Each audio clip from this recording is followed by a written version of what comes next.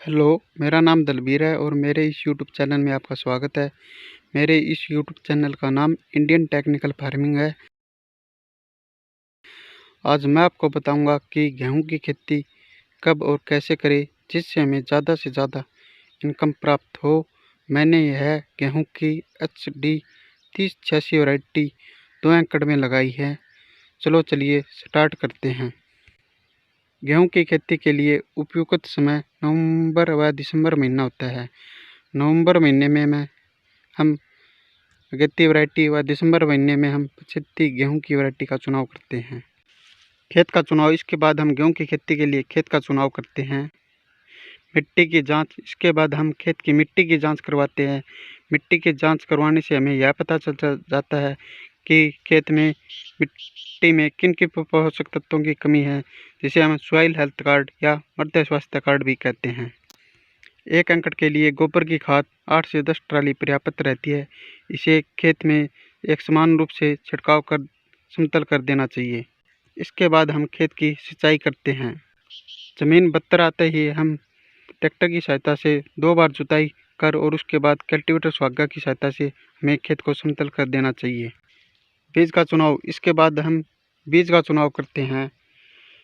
नवंबर माह के लिए हमें अगेती वैरायटी व दिसंबर माह के लिए हमें 75 वैरायटी का ही चुनाव करना होता है। आजकल मार्केट में बहुत सी वैरायटियाँ उपलब्ध है, जिसमें DBW 187, DBW 17, DBW 222, HD 3086, HD 3222 और भी मार्केट में बहुत सी वैरायटियाँ उपलब्ध है। हमें उस वैरायटी का ही चुनाव करना होता है जिससे हमें ज़्यादा से ज़्यादा उत्पादन प्राप्त हो। इसके बाद हम बीज का उपचार करते हैं। गेहूं का बीज का उपचार, जिसे हम FIR यानी सबसे पहले हम फंगीसाइड, फिर इंसेक्टिसाइड, फिर राइजोबियम कल्चर से उपचार करते हैं। राइजोबियम कल्चर से उपचार करने के बाद गेहूं को सुखा देना चाहिए या उसके बाद हमें तुरंत बिजाई कर देनी चाहिए। राइजोबियम कल्चर से उपचार करने के बाद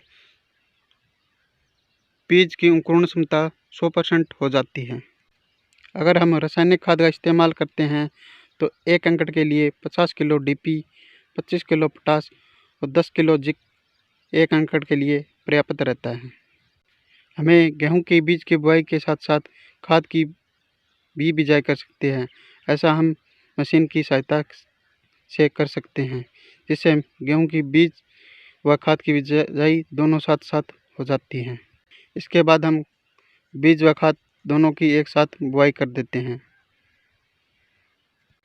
1 एकड़ के लिए बीज 40 से 60 किलो बीज पर्याप्त रहता है। यह गेहूं की वैरायटी पर निर्भर करता है कि आप खेत में कौन सी वैरायटी का चुनाव करते हैं।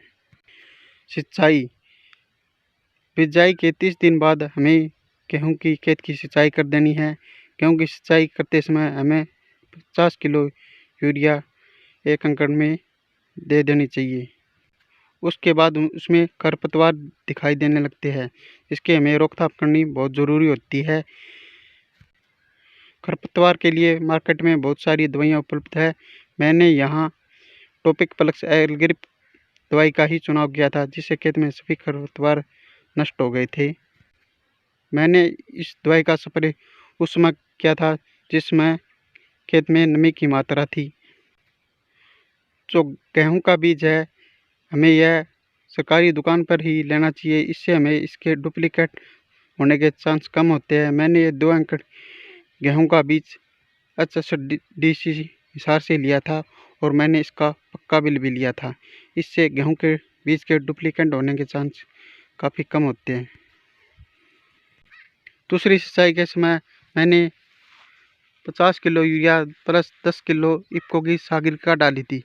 इफ्को की सागरिका डालने से इसमें जो गेहूं के कल्ले है उसमें फुटाव ज़्यादा हो जाता है। और इसके बाद मैंने एक महीने के अंतराल पर तीसरी व इसकी चौथी सिंचाई कर दी थी। मैंने इस गेहूं की वैरायटी में कुल 4 सिंचाई की है और उसमें 3 कट्टे यूरिया की खाद और 10 किलो इफ्को की सागरिका डाली है। अभी इसमें 1 से 2 सिंचाई होनी अभी बाकी है। इसके बाद इसकी कटाई शुरू हो जाएगी। इसमें लगभग अभी इसमें 1 माह बाकी है। अगर ये आपकी को मेरी वीडियो आपको पसंद आए तो इसको लाइक, सब्सक्राइब, कमेंट जरूर कर देना। धन्यवाद।